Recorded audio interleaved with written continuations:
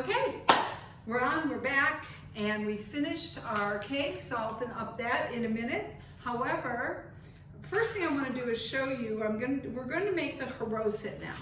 Very key ingredient for Pesach. It represents the mortar of when the slaves were actually having to put them, create the, they were, anyways, they were slaves for building, they built. So they had mortar, brick and mortar. So you put a brick, then you put your cement or your mortar, and then a brick. And so the Charoset represents the mortar, and we'll be talking about that in the Seder. But I want to just show people how I actually do an apple. So I just cut this apple in half. Then what I do to core an apple, instead of using the core, then I will cut it into a quarter. Now you'll see the core is there, and then I just hold it straight up and I just cut the core off. All right, that's how I do it, and that works fantastic. I'll show you one more time. Here's the core. Inside, you see, then I just put it on its side and I just cut it down. If there's still a little bit of seed there, I just break that off, and away we go. Let me do that with this one here. Okay, and one more, and we're good to go. So that's how I core apples. It makes it so fast, so easy. Now, I have a food processor. You might not be able to see it. I'll lift it up. Here is the food processor. I am now going to actually create the whole thing inside the food processor. So the first thing we do, we're going to add we're going to turn it on. No, we're going to plug it in. Hold on. Plug. We aren't going anywhere without it. Okay, we'll plug it in. And we turn it on. We're going to throw these apples in there.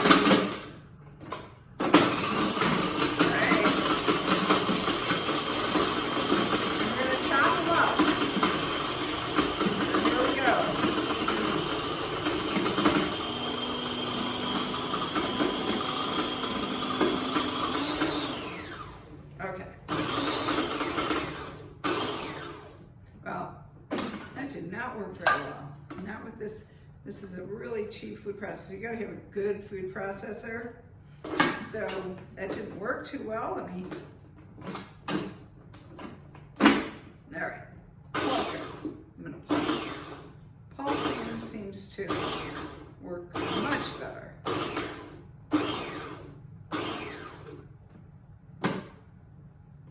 Get some more apples in there. Pulse away. No. Oh, it's gonna be a long process with this food processor. Try to do it again. See,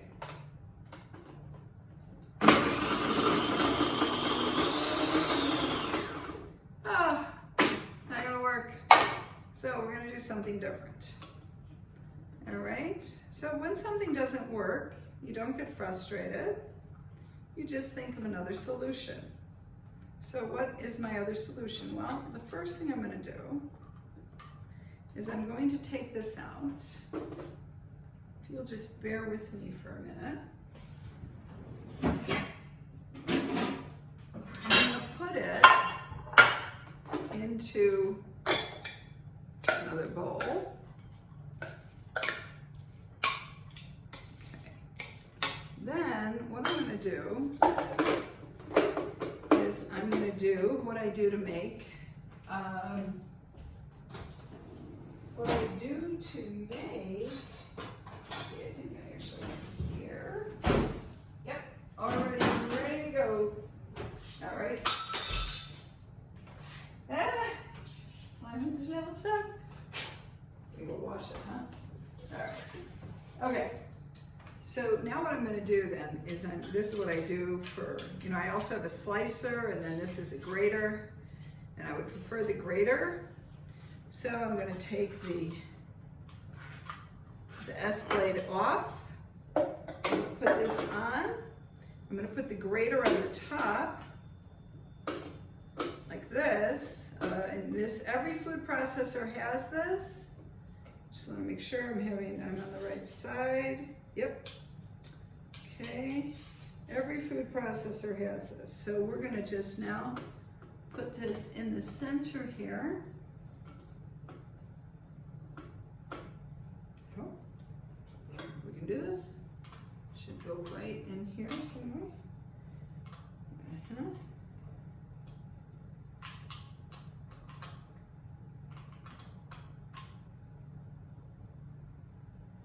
I know this works. I know this works. Use it all the time. Yep. There we go. There we go. It's got to go like this. There we go.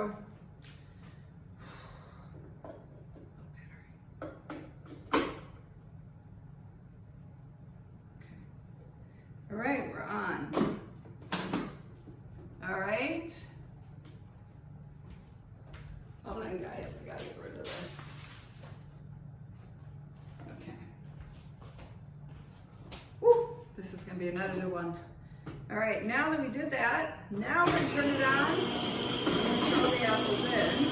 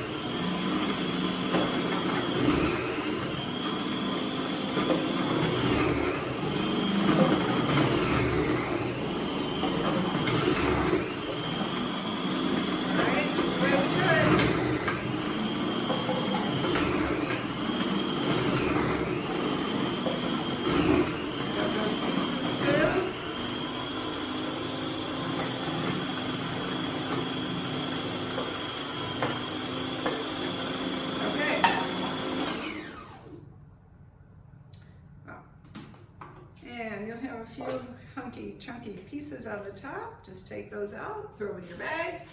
Always keep a garbage bag when you're cooking. And we have got a full bowl, folks. Okay, so let me get the bowl here. Get that out. Uh-oh. Oh.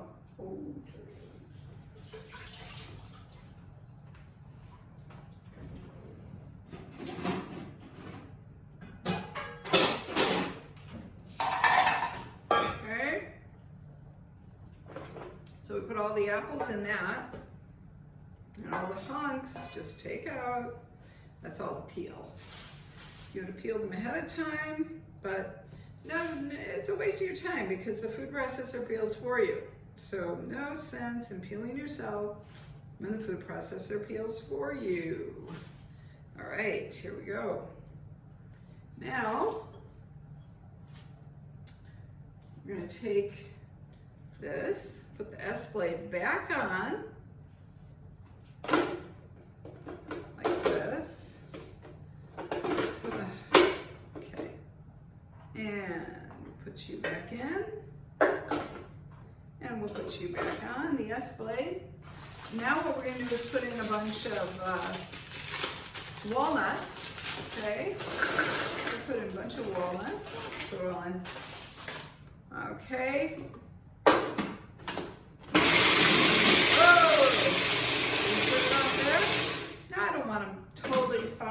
So I just break them into little pieces, and then we pour them in with the apples, like this. Choo-choo.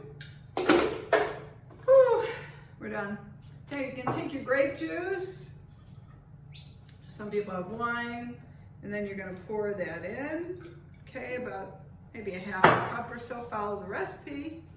Oh, we can actually add back what we started with that fiasco at the beginning.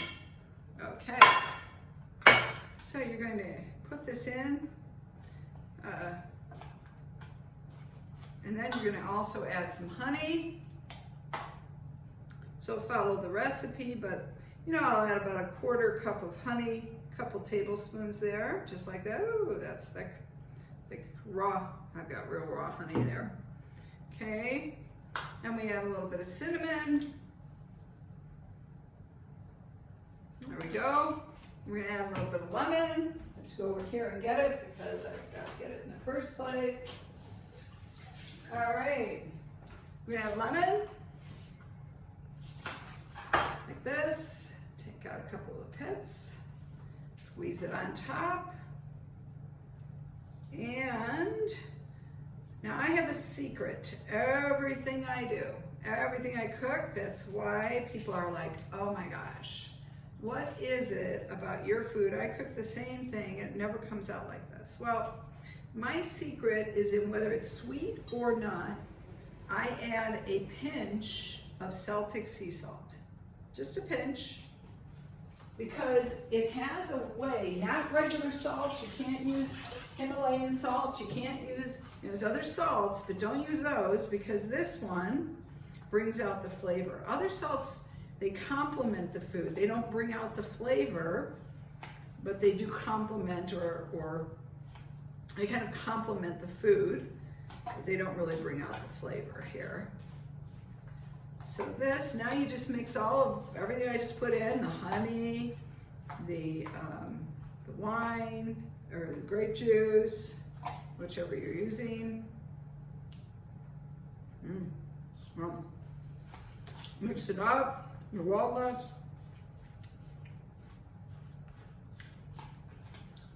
And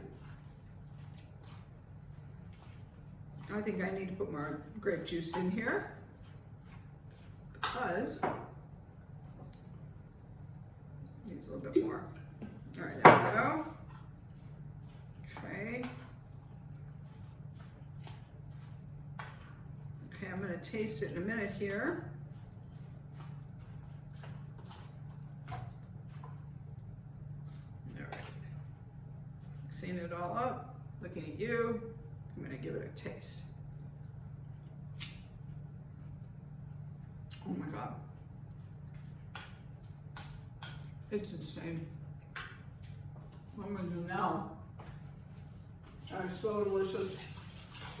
Wow, wow, wow, wow, wow. Better than pie.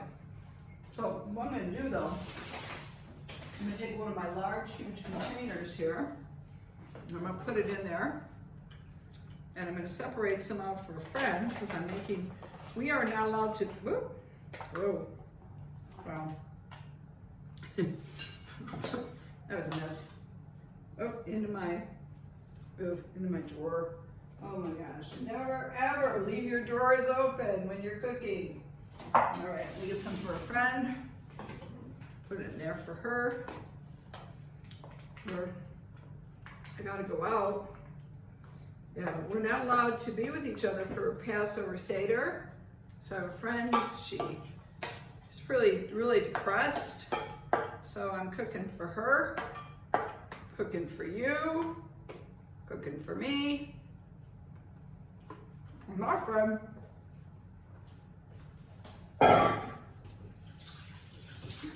Who's coming over? All right. Now, while I'm at it, I'm going to take my little gefilte fish.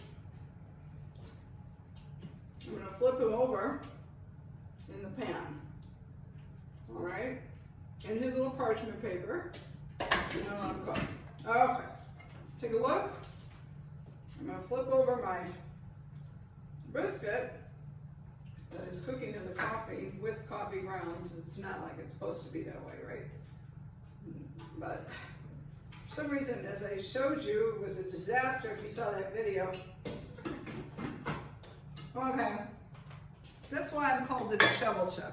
All right. Not that I'm really so disheveled or not organized. It's just the fact, in reality, that funny things happen to me when I cook, when I do anything. So, okay, I'm going to put this in the fridge. With my stinky, I won't tell you about that. My stinky mushrooms.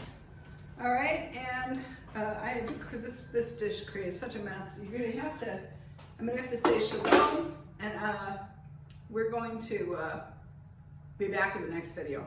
All right, that's the Charoset. It's gonna be on your Seder plate.